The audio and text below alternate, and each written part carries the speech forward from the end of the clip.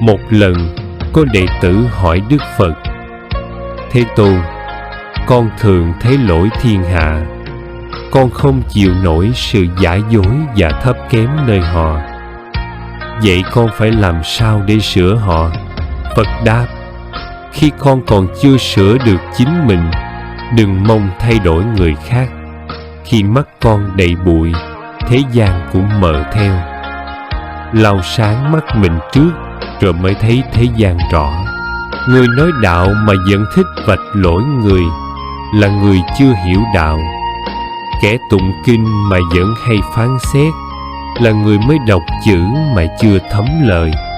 Chê trách làm hao tổn phước báo. Biết giữ ai em lặng trước lỗi người là đang giữ lại ánh sáng cho chính mình.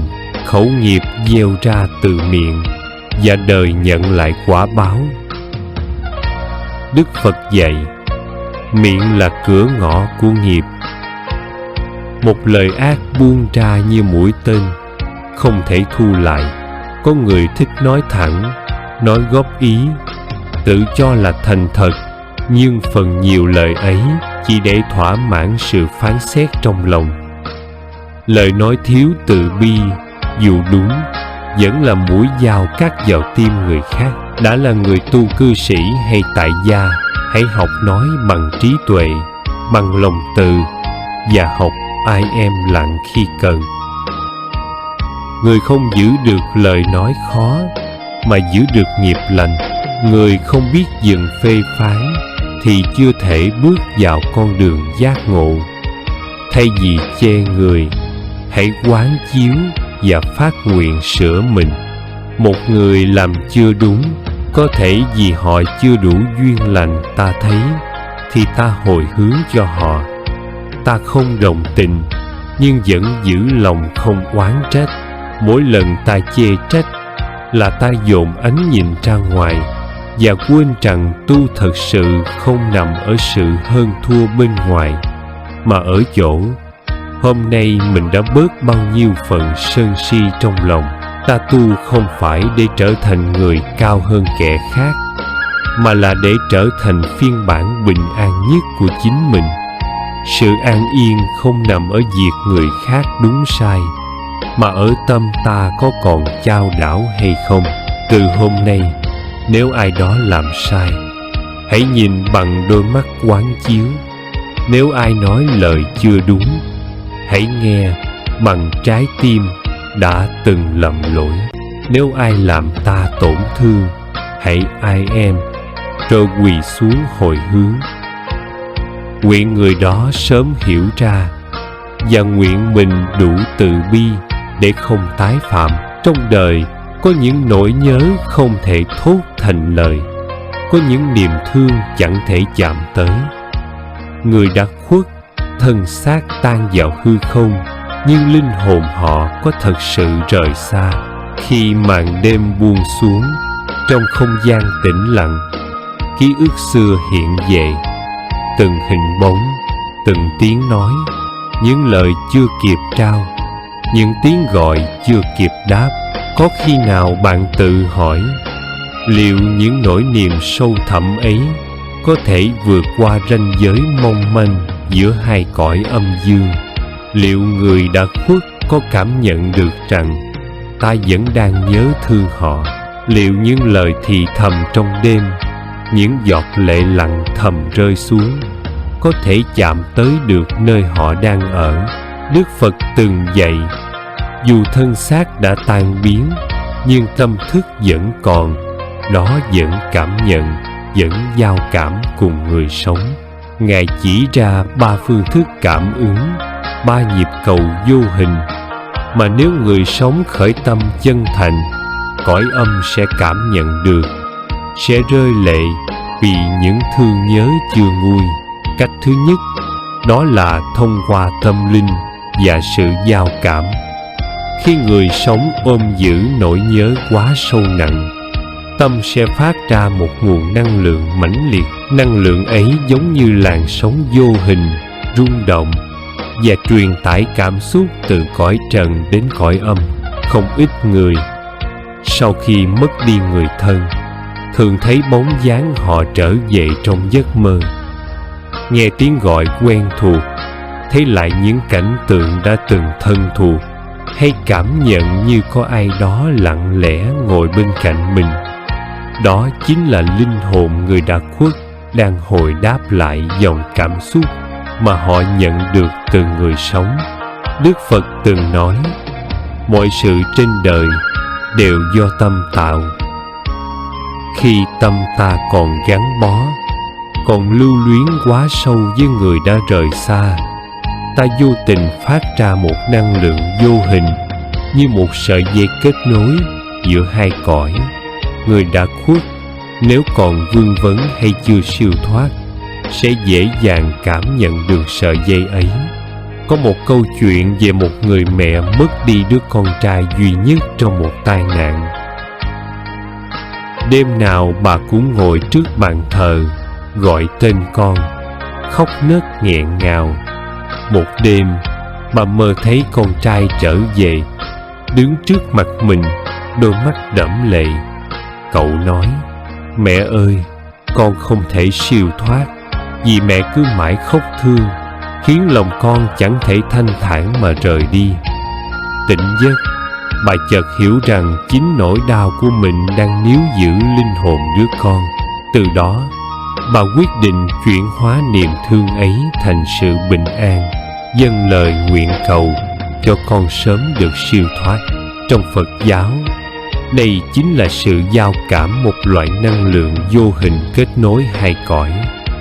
Khi tâm ta quá nặng nề, năng lượng ấy sẽ truyền tới linh hồn người đã khuất, khiến họ không thể an nhiên. Vì vậy, thay vì ôm giữ mãi nỗi nhớ thương, ta cần chuyển hóa nó thành lòng từ bi, thành những lời nguyện chân thành, để cả hai bên cùng được giải thoát. Cách thứ hai, nó là hồi hướng công đức. Đức Phật dạy, khi ta tụng kinh, niệm Phật, cúng dường hay làm việc thiện, rồi hồi hướng cho người đã khuất, linh hồn ấy sẽ cảm nhận và được hưởng phước báo từ công đức đó. Hồi hướng không chỉ là cầu siêu, mà còn là cách để ta gửi gắm những lời chưa kịp nói, những hối tiếc chưa kịp trao, và cả những yêu thương chưa kịp bày tỏ. Khi lòng thành kính đạt đến độ sâu thẳm, người đã khuất có thể hiện về trong giấc mộng, hoặc qua một dấu hiệu nào đó, để báo rằng họ đã nhận được công đức mà ta dâng gửi. Đức Phật từng dạy, nếu tâm ta tỏa ra từ bi, nếu ta biết làm việc lành và hồi hướng, thì người đã khuất sẽ cảm nhận được, và nhờ đó họ được an vui, siêu thoát. Đây chính là một cách cảm ứng thiêng liêng, giúp cõi âm biết rằng ta vẫn đang nhớ thương họ, vẫn đang khẩn cầu cho họ được an yên. Trong kinh điển Phật giáo có kể về một người con trai tên là Đạt. Khi mẹ mất, anh mang trong lòng nỗi dằn vặt khôn nguôi vì chưa kịp báo hiếu. Suốt 3 năm trồng, Đạt dốc lòng tụng kinh, niệm Phật, hồi hướng tất cả công đức ấy cho mẹ.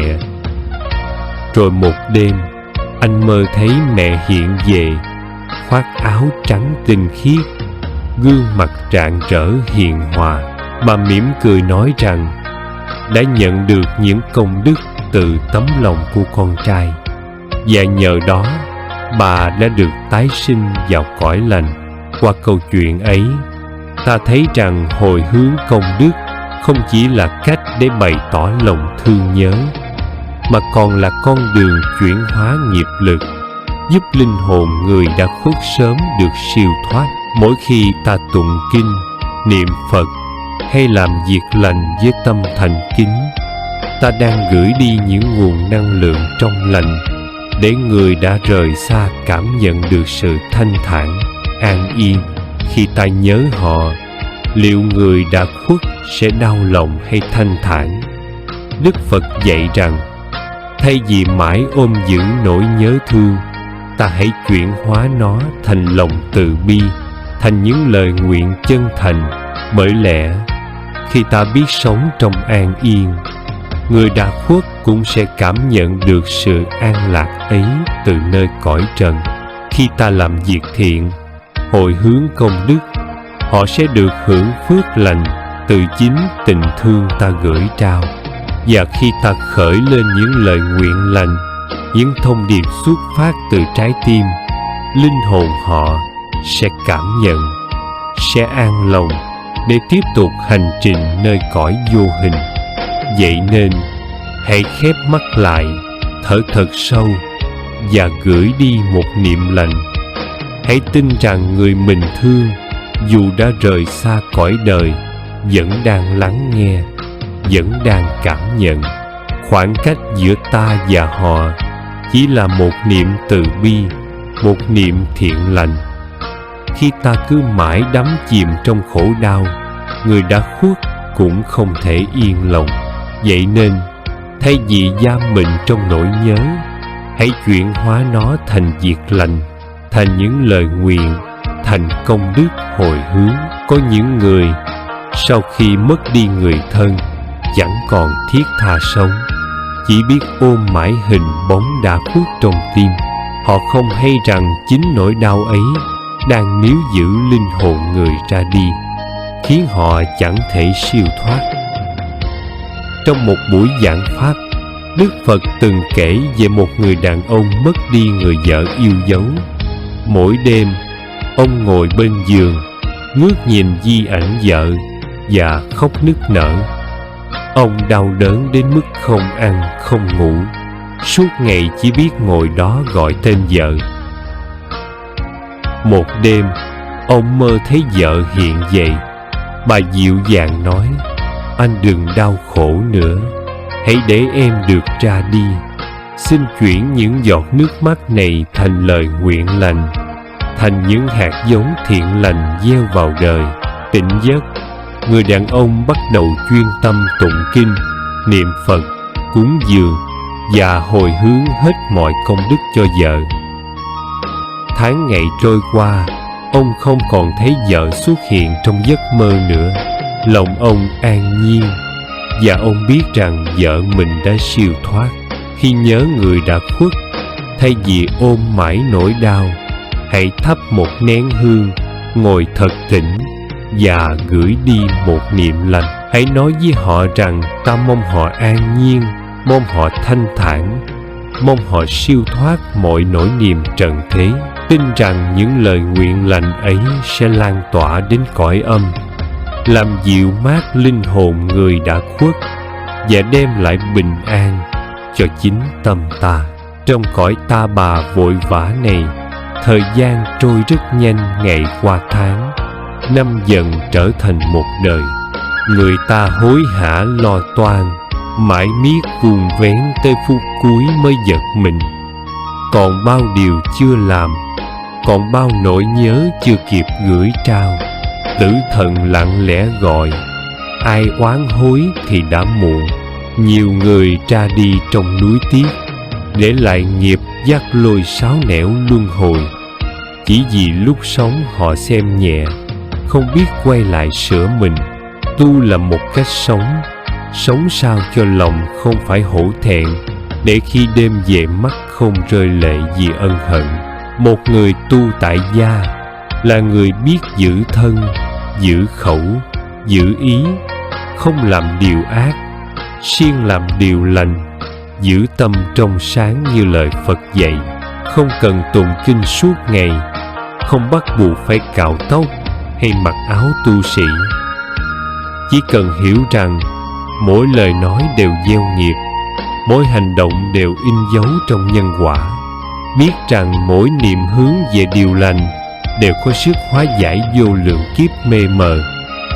Trong chùa, sự ai em lặng là bình thường, nhưng trong một gia đình đầy muộn phiền, vẫn giữ được tĩnh lặng ấy mới thật là thiền định. Giữa thế gian hỗn loạn, ai vẫn giữ được chút an nhiên ấy thì đang thật sự hành đạo. Phật chưa bao giờ bắt ai phải rời bỏ đời sống để thành thánh. Ngài chỉ dạy hãy tỉnh thức ngay trong cuộc đời mình đang có. Ai biết gieo từng niệm lành trong những việc nhỏ hàng ngày, người đó sẽ dần chứng nghiệm an vui nội tại. Nam mô Bổn Sư Thích Ca Mâu Ni Phật. Lời cảm ơn chân thành từ tâm An Phật Ngôn.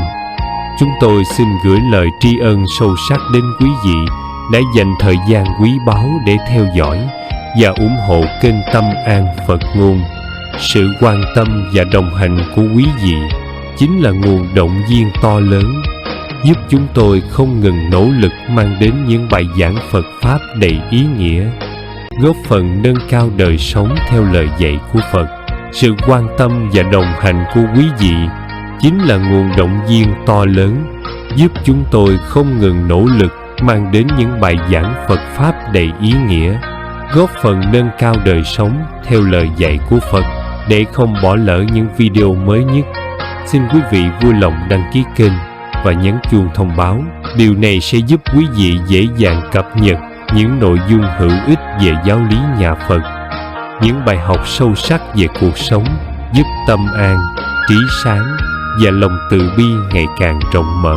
Nam mô Bổn Sư Thích Ca Mâu Ni Phật. Chúng tôi rất mong tiếp tục nhận được sự yêu thương và đồng hành của quý vị trong những video tiếp theo.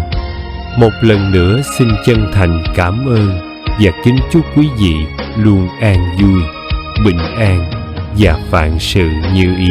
Nam mô Đại Từ Đại Bi Quan Thế Âm Bồ Tát.